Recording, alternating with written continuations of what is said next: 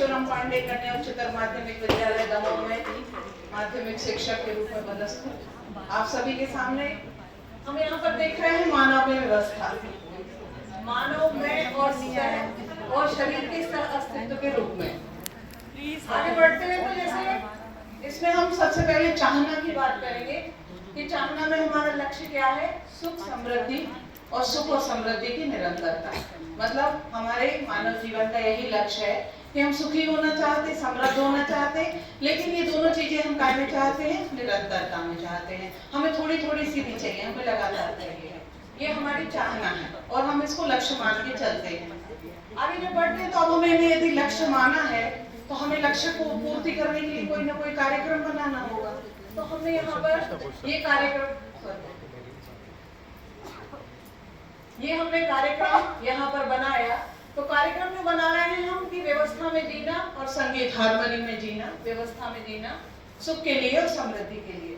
तो ये जो व्यवस्था है, ये 4 तरह की व्यवस्था हम यहाँ पर देख पा रहे हैं, आप लोग भी देख पा रहे हैं कि सबसे पहले जब हमें कार्य करना है व्यवस्था में तो हम यहाँ देखते हैं पहली मानव में व्यवस्था, दूसरी हम यहाँ पर देख पा रहे हैं परिवार में व्यवस्था, तीसरी देख पा रहे हैं समाज में व्यवस्था और चौथी जो है वो प्रकृति और अस्तित्व में व्यवस्था।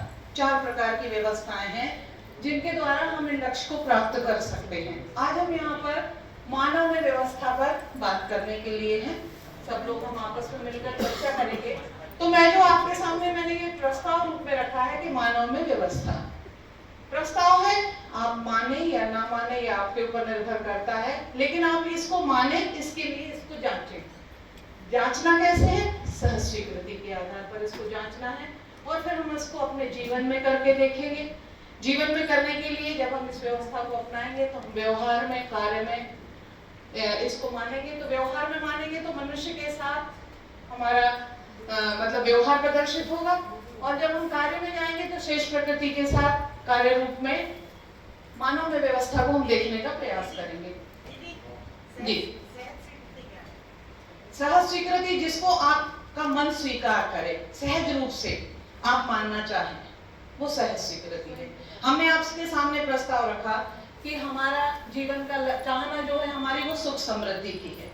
तो क्या आप इसको सहज रूप से स्वीकार करते हैं? आप भी चाहती हैं। मैंने आपके सामने प्रस्ताव रखा कि आपके जीवन का लक्ष्य क्या है? सुख। क्या आपके जीवन का लक्ष्य सुख है? आप ये मानती हैं सहज स्वीकृति?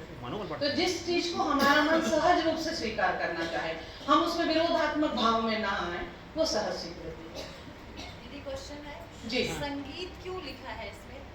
जैसे मैं पहली बार कर रही हूँ। जी जी, तो संगीत का संबंध किससे है और व्यवस्था? जब हम जी बिल्कुल, जब हम व्यवस्था में जीने लगते हैं, मतलब हमने लक्ष्य बनाया, कोई भी सुख समृद्धि का लक्ष्य बनाया, वो हम चाहते हैं।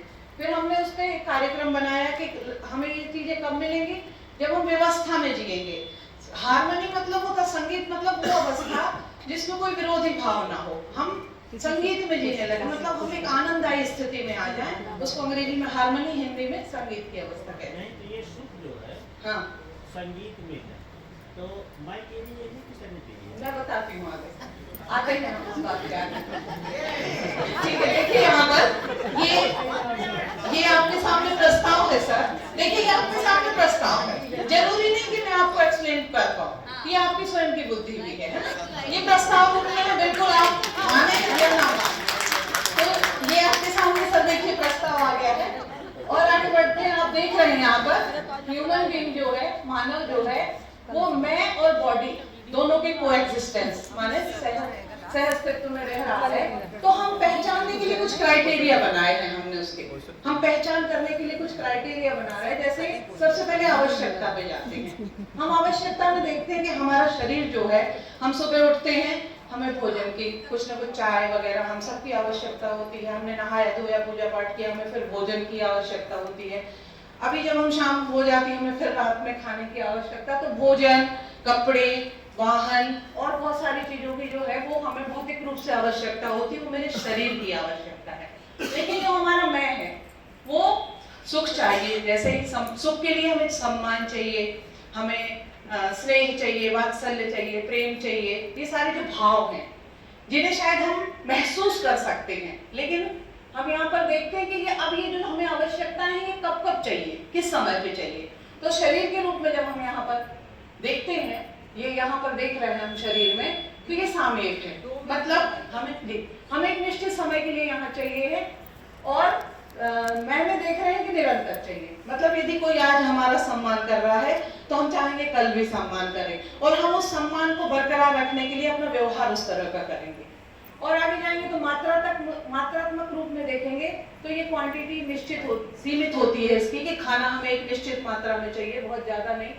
और भाव जो है ये गुणात्मक, मतलब इनको तोला नहीं जा सकता। हम ये नहीं कहेंगे हमें 1 लीटर सम्मान दे दो या 250 ग्राम विश्वास दे दो, कि हम इस तरह नहीं कर सकते। लेकिन इनकी पूर्ति जो है, ये यहाँ देख रहे हैं, ये भौतिक रासायनिक वस्तुओं से होती है, और यहाँ पर इसकी जो पूर्ति है सही समझ और सही भाव से होती है। एक मिनट, हाँ, अब आप देख सकते हैं यहाँ पर कुछ प्रश्न आए हैं। ये जो हमने आपसे बात की, इसमें कुछ प्रश्न आए। ये दोनों जरूरतें अलग अलग प्रकार की हैं या एक ही प्रकार की हैं? अलग अलग है। तो क्या दोनों महत्वपूर्ण है? दोनों ही महत्वपूर्ण है, क्योंकि हमें शरीर की भी पूर्ति करना है और मैं की भी पूर्ति। क्या हम दोनों को पूरा करना चाहते हैं? तो दोनों में आप किसको वरीयता देंगे? मैं कुछ परिस्थिति आपके सामने रखती हूँ, छोटी छोटी परिस्थिति है। मैं पहली परिस्थिति, 2 दोस्त हैं। जो दोस्त है, एक थोड़ा धनवान हो गया है, एक थोड़ा गरीब है। तो गरीब दोस्त जो है धनी दोस्त के घर जाता है, पहुंच गया उसके घर, उसके नौकर आया, दरवाजा खोला, बढ़िया उसको बैठा ला उसने, और कहा बैठिए साहब आ रहे हैं। उसने उसको चाय दिया, नाश्ता दिया, और लगभग वो 1 घंटे इंतजार करता रहा, बैठा रहा, और उसने फिर कहा आगे कि साहब थोड़े व्यस्त हैं, आपसे कल मिलेंगे। अब आप बताइए, क्या वो दोबारा उनके घर आएगा? क्यों नहीं आएगा? क्योंकि उसके शरीर की पूर्ति हुई है, लेकिन उसके मैं की पूर्ति नहीं हुई। फिर दूसरी परिस्थिति, वही दोस्त मान लो है, दूसरी परिस्थिति में है कि दोस्त के घर वो गया, दोस्त मिला, दोस्त ने 1 घंटे तक खूब बातें की, लेकिन उससे पानी तक का नहीं पूछा। तो क्या करेगा वो? नहीं, वो पानी मांग लेगा कि भाई तू 1 घंटे से बात कर रहा पानी, लेकिन उसने मांगा क्यों?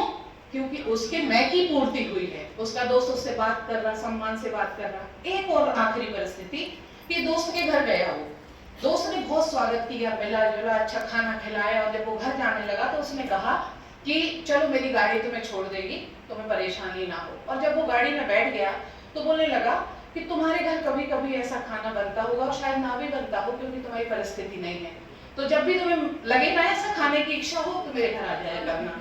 क्या वो आएगा? नहीं आएगा, क्योंकि उसका मैं फिर आहत हुआ है, भले ही उसकी पूरे शरीर की पूर्ति हुई है।